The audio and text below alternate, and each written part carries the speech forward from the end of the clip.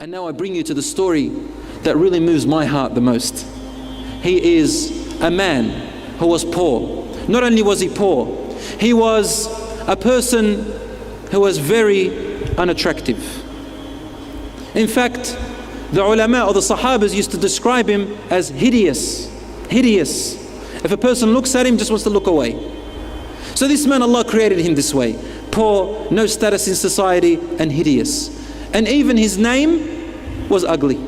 We're not meant to say that sahabas are ugly, a'udhu billah. They are beautiful. But the name that he had was an unattractive name. His name was Julaybib, radiyallahu anhu. This hadith is in Sahih Muslim, and part of it is also in a Tirmidhi, which is completely authentic. Rasulullah sallallahu alayhi wasallam saw Julaybib one day, and he had grown older in age. He said to him, "How are you, ya Julaybib?" That was such the case of Rasulullah sallallahu alayhi wasallam. "How are you, ya Julaybib?" And Julaybib said, "Ya Rasulullah, do you think the only woman I'll get is in Jannah in Hur al-Ain, inshaAllah?" Rasulullah sallallahu alayhi wasallam understood what he's trying to say, that he's never going to be able to get married in this life. Is he just going to die and just hope to meet Hur al-Ain? Is that Rasulullah sallallahu alayhi wasallam said, "No, bal fi dunya wal akhirah inshaAllah." You are going to get a woman from dunya inshaAllah and also from the akhirah. In other words, I would have said, no, Hur al-Tin and then Hur al-Ain inshaAllah. Hur al-Tin means soil. Laugh. Someone laugh. And thank you, Akhil Karim. So, Rasulullah sallallahu alayhi wa sallam said, "Ya Julaybib, go to so-and-so a house and ask, they have a daughter."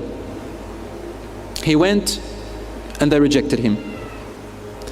So Rasulullah sallallahu alayhi wa sallam came to this man and said to him, "Uridu an akhtuba ibnatak." I want to ask for your daughter's hand. He said, "Allahu Akbar, Rasulullah, what beautiful news this is that makes the eyes enlighten and the heart, subhanallah." Rasulullah sallallahu alayhi wa sallam, no, it's not for me. He said, "Who for then?" He said, "For Julaybib." And suddenly his smile turned into a frown and he said, "Let me ask her mother." So he went home and said, "Rasulullah has asked for our daughter." She said, "Allahu Akbar, what great honor, what brings comfort to the eyes and to the heart." And he said, no, not for Rasulullah. She said, "Who for?" He said, "For Julaybib." And then the mother said, "Subhanallah, we had better men than him coming and asking for our daughter and rejected him. We had greater families asking for her and we refused them. And now the lowest of the low in society and the most hideous, we have to give our daughter to him? No, please." Their daughter was in the background inside listening. So she came out and said, "What is this that I hear, Mum and Dad? Rasulullah sallallahu alayhi wasallam is on behalf of another man proposing that man to me, and you say no to Rasulullah?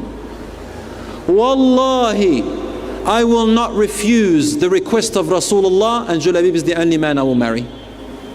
Allahu Akbar. When the news came to Julaybib, he was rejoiceful, mashallah. And Rasulullah sallallahu alayhi wasallam got the companions to look after him and donate so that he can get married. Time passed and there was one of the battles. Then Julaybib was among the people who went into that battle. Rasulullah sallallahu alayhi wasallam was there and the battle, alhamdulillah, was victorious to the Muslims. And then he went out as he usually does and looks among the Sahaba. There were great Sahabas who had died. And he's asking, everybody's asking, "Where's my uncle? Where's my brother? Where's my son? Where's my so-and-so?" But Rasulullah sallallahu alayhi wasallam was asking one question, "Ayna Julaybib?" Where is my Julaybib? And everybody would say, "We don't know, Ya Rasulullah." Nobody cares about Julaybib. Only Rasulullah sallallahu alayhi wasallam cares about Julaybib. "Where is my Julaybib?" Everyone is saying, "I don't know, Ya Rasulullah." And they'll say, "Ya Rasulullah, have you seen my uncle?" He said, "No, but have you seen my Julaybib?" And they say, No, we don't know anything about him." So he went looking for him. And amidst the dead people, he finally found Julaybib radiyallahu anhu, dead on the ground. And around him, as a circle, there were 7 of the enemies dead around him. And Rasulullah sallallahu alaihi wasallam, when he saw this image, he stared at him and his eyes flowed with tears. He said, قتل سبعة من المشركين وقتل.